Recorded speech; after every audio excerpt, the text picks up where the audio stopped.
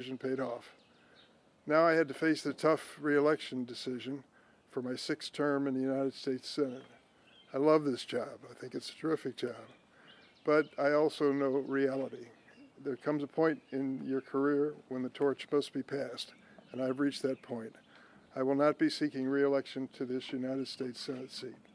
Now, by way of warning, I want to tell you, it's a long goodbye. I will be serving in the Senate for a year and a half more until January of 2027, and I plan on being actively involved in the business of the Senate during that entire period of time.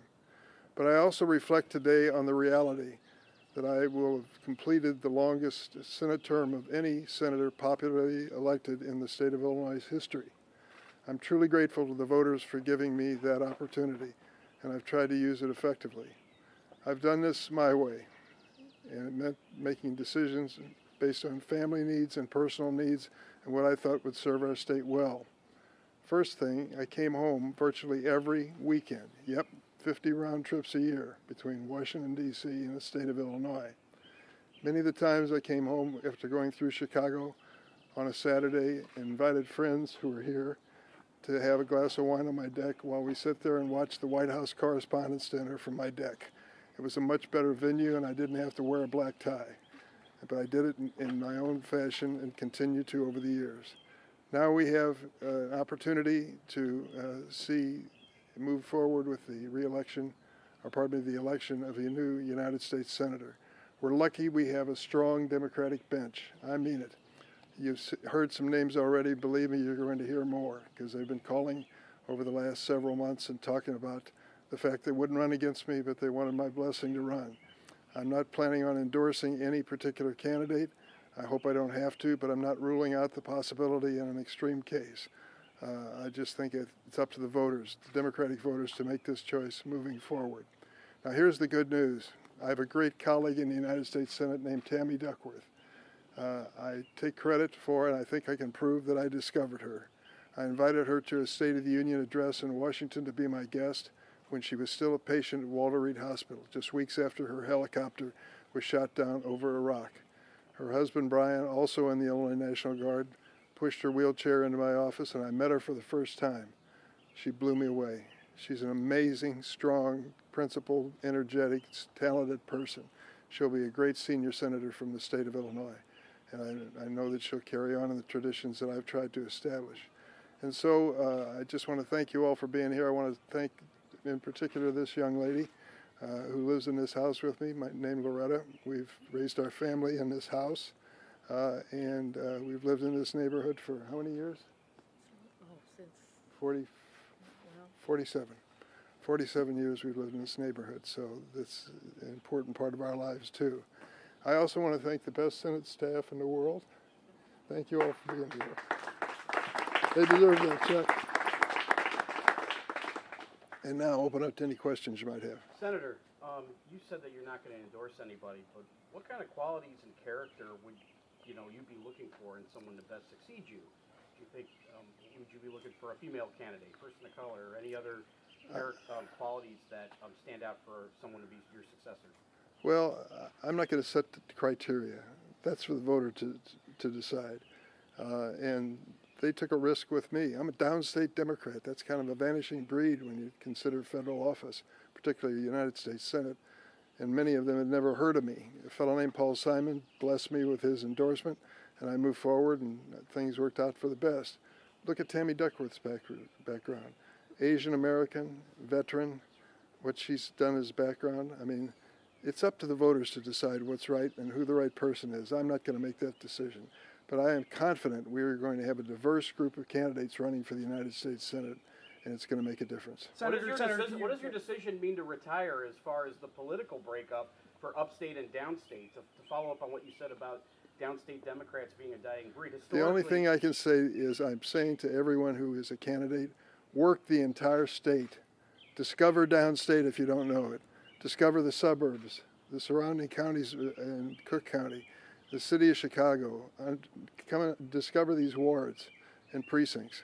That's been one of the real blessings of this job, and I'll just say it flat out. I was born and raised in East St. Louis. We raised our kids in Springfield, but I love Chicago. And the people who want to badmouth that town are in for a fight with me. It's a great city, and I've been honored to represent it. Senator, what kind of conversations did you have with the Pritzker administration and the lieutenant governor before your announcement? Well, conversations, I wouldn't call them that. I did have a conversation with Juliana. She told me that she was interested, but she wasn't going to run against me, and others have done the same. And when it came to JB, I gave him a call before I made the announcement yesterday.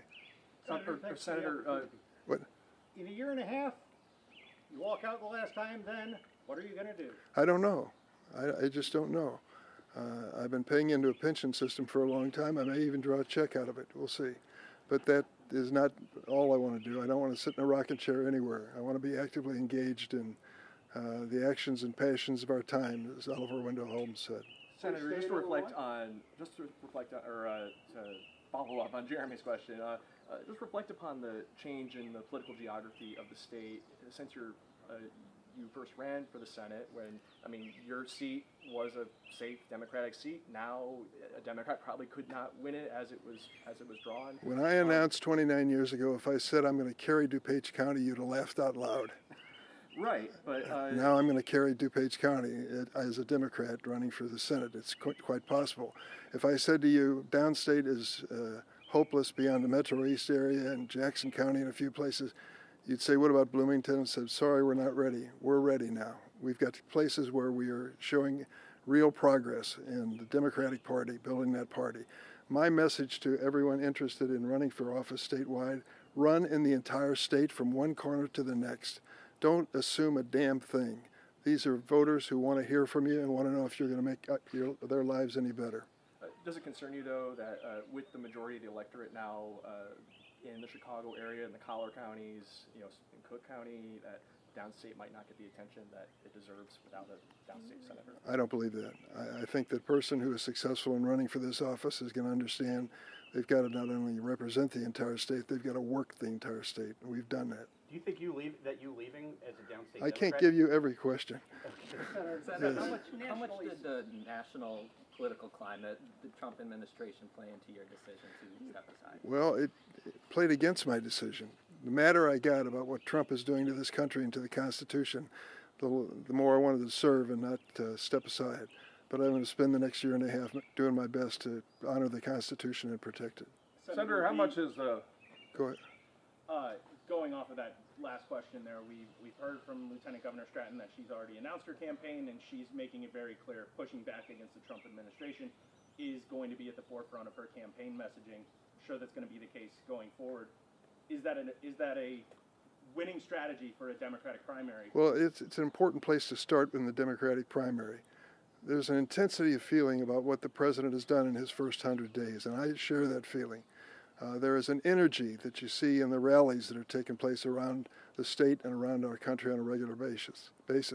There's an impatience. People want change tomorrow. They want to stop him tomorrow. Some of them are not realistic. We just don't have a majority in the House and the Senate. There's a limit to what we can do. But it is the starting point for any party that's out of the White House, as we will be in this next bi-year election. What do Democrats need to do to win back the majority? Because their approval rating nationally right now is not that great. Well, having a unified message is tough when you don't have a candidate for president or a president. It's kind of a chorus instead of an individual that you focus on for that purpose. But we will be unified in our message, and the person who will unify us is Donald Trump. Let me tell you, that trade war that he has initiated in the United States is going to be devastating to the state of Illinois. Go to the Farm Bureau and ask to meet with them privately. They don't want to speak publicly about this. And ask them what it'll mean if we go through with tariffs on their exports. Go to the CEOs of corporations who called me and told me they were desperate to make a decision on their future, but they couldn't make it because of the prospect of these tariffs. He's creating a devastating economy, and that is the starting point of our election campaign. Senator, life has seasons, and when you look back and think, that time I was in the United States Senate, what are going to be the first one or two memories that come to mind? Well, I don't know if it's quite that easy. I would tell you that it's an honor that I never dreamed that I would have. I've worked with some extraordinary people. I've witnessed history being made, and I think of the people I served with, Teddy Kennedy, John McCain, the list goes on and on from there. And they have basically, as far as I'm concerned, made history, and I witnessed it, was part of it in some instances. So that was important to me. But I'll also tell you that getting things done that make a difference in the lives of people I represent makes all the difference in the world. I look back, for example, on something I did in the House of Representatives. It seemed almost inconsequential to ban smoking on airplanes. It ended up being a tipping point, and the whole problem with health care and tobacco changed with that as a starting point. People started saying, if secondhand smoke is dangerous in an airplane, well, what about a bus? What about a train? What about an office building? What about a restaurant? And I want to add that my wife Loretta worked for the Lung Association and helped to change the law in Illinois to make it safer for people in restaurants and places like that. Senator, can you go back to when did you first start considering that this was going to be your last term, and was there something that was sort of the tipping point for you? No, it just came down to this. I'm 80 years old, all right? I feel good and strong and healthy and go to work like I'm supposed to, travel back and forth to Washington every week. But I had to project forward. The campaign's going to last 2 years, and then you're going to serve 6 years. So are you ready to make an 8-year commitment? That's the truth and the reality of the United States Senate. I didn't think at this point it was the right thing to do. I think it was the right thing to pass the torch on to another generation. Do you have specific priorities for yourself, being in the minority party for this last year and a half in office? Well, I'm going to look for opportunities, but I'm going to spend a lot of time talking to my Republican colleagues, many of whom have sent me nice messages in the last 24 hours. And I'm going to beg them to stand up and fight with us to protect the constitutional authority of the United States Senate. We can't give this away. Trade, for example. I know you follow agriculture very carefully. The trade war and the decisions on trade policy under the Constitution are on the backs of Congress. We said in an emergency situation we would delegate that to the president. This president is declaring emergencies that don't exist. We don't have an emergency situation with Canada. For God's sake, is one of our most important trading partners. And now we're going into a trade war with Canada? Is that the message of the last presidential campaign? People laugh out loud when you say that. But it's sad that we've reached that point. The point I'm making to you is if we as a Congress step up and assert our constitutional authority and responsibility, then we can slow down this president from all these executive orders that he's been issuing. Senator Durbin? Can you say as to why you think Democrats have nationally a lower polling than they've had in decades? Why is that the case? Well, there's a disappointment among some progressives that we lost the last election. But I think they can be brought back into the fold if we aggressively go after this administration and their violations of the Constitution and offer an alternative. In a short period of time, in the first 100 days, Donald Trump's approval ratings have been going downhill. And it just reflects the fact of how radical his ideas are and how unacceptable they are to most families. So, you know, I think we can build this party. I think we can build it back into a majority party. We got to get started with the off-year election. What do you think are some of the reasons why the polling has come down for Democrats? What are some of the specific things that you see were, that tripped them up? Well, there's a disappointment that we didn't address the issues, the cost of living issues. But remember this president, remember what he promised about the price of eggs and the price of food people face in the grocery stores? Doesn't talk about it anymore, does he? Because exactly the opposite is occurring. His trade war is going to raise prices on American families at a time when they thought the message of the last election was they had a friend in Donald Trump who would bring down costs for families. That's not a fact. It hasn't happened. And when we make that message clear across the board, I think it'll make a difference. Senator, your thoughts on... Back 29 years to when you made that first announcement about your Senate run. Yeah. Give yourself some advice for the years ahead. The diet? You go ahead. What would that be? If you could give yourself some advice as you were announcing that first Senate run. You know, I learn as I go. I don't come in with a magic formula and follow that formula. And my magic formula, if there is one, is come home every week to Illinois. Make sure you keep in touch with this state from one corner to the next. Stick with your family and your base here in Springfield, but don't give up on Chicago. It's a great city. You know, it lets you in on a little secret. We did some polling after 10 or 12 years I've been in the Senate, and we asked the voters, where do you think Durbin's from? The people in Chicago said, well, of course he's from Chicago. And the people downstate said, well, of course he's from downstate. And I said, whatever we're doing, keep doing it. And it just meant being a person available all around the state at all times. And that really sees you through. You build up a base of support, and I tried to do that. Given the tensions that exist between upstate and downstate Illinois, do you think that you leaving the Senate as a downstate Democrat exacerbates that? No, I don't. I can't speak for the person who will succeed me as nominee, but I can speak for Tammy Duckworth. She spends a lot of time downstate, and for her it's a special challenge, and I respect her very much for it. She understands the importance of the whole state. We're seeing a generational shift in the people that are now not running for Senate seats. Is an older member of the U.S. Senate? I not beg the your oldest pardon. one. Grassley's got you there. Is there a need for that? Did you ever feel that your age got in the way of the decisions you made or how you represented the No, people? not at all. And let me tell you something. I made this point in other interviews. Bernie Sanders is older than I am. He's drawing thousands of people that rallies in places that red states with AOC and other people. He's got a lot of energy, and he's already announced he's running again in 2 years or 4 years, whenever he's up next. Chuck Grassley is a perfect illustration. He visits every county in his state every year. I sit next to Chuck in the Judiciary Committee. He is focused and energetic. We disagree on a lot of issues, but his age isn't holding him back. You got to be honest about this, though. And many times it's tough to be self-critical when it comes to something as personal as age. But I feel I'm strong enough to go forward, but I try to think 8 years ahead, and I think this is the right decision. Senator, your thoughts on Citizens United and its impact? We see these cartoonish third-party ads picking on the appearance of candidates. Just your thoughts on the impact of not only on elections, but just the way we view folks in Washington. Any negative concerns there? I took a look at the decision speech or press conference of Paul Simon when he decided not to run for re-election. And he said there were 2 reasons, and this goes back, as I mentioned, to 1994. He made the announcement a week after the previous election for the one that he would be standing for re-election in. And he gave 2 reasons. He said the money cost of these campaigns is out of control. He said this in 1994. And you think to yourself, now, Paul, you wouldn't believe it today.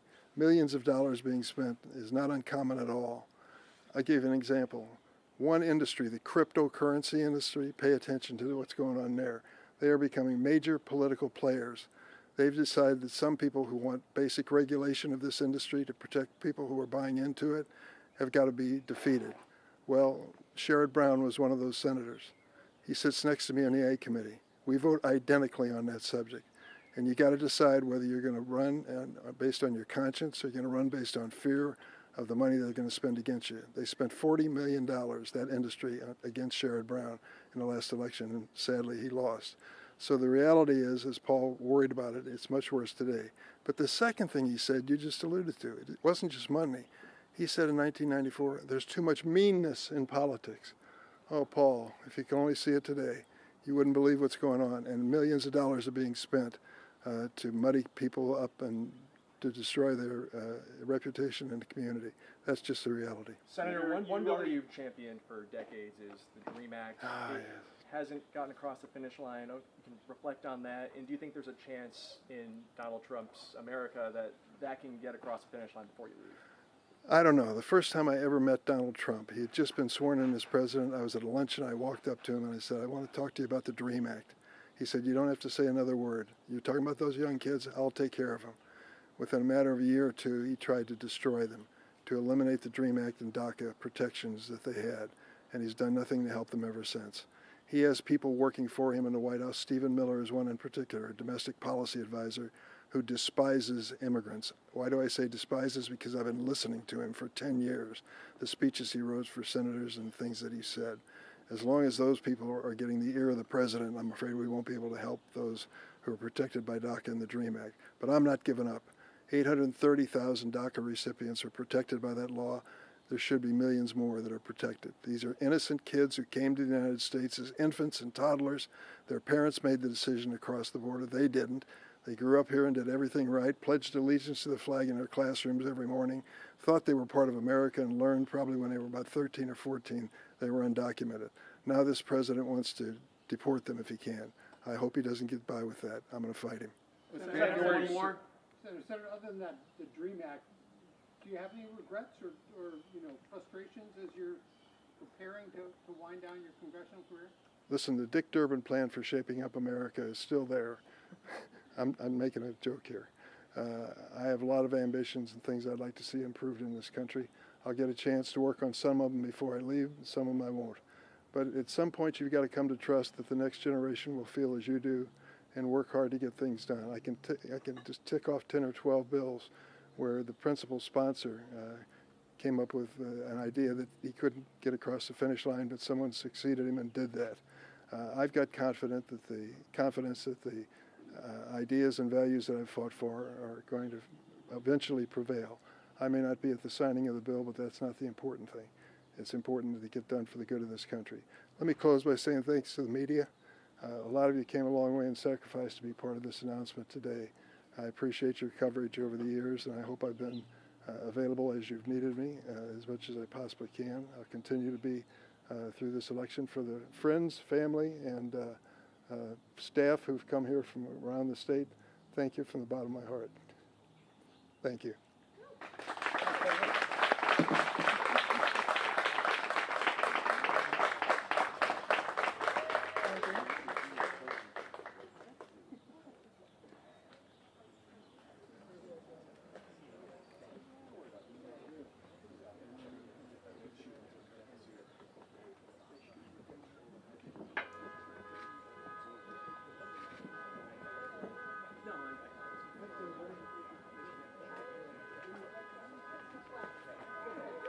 I got a year and a half.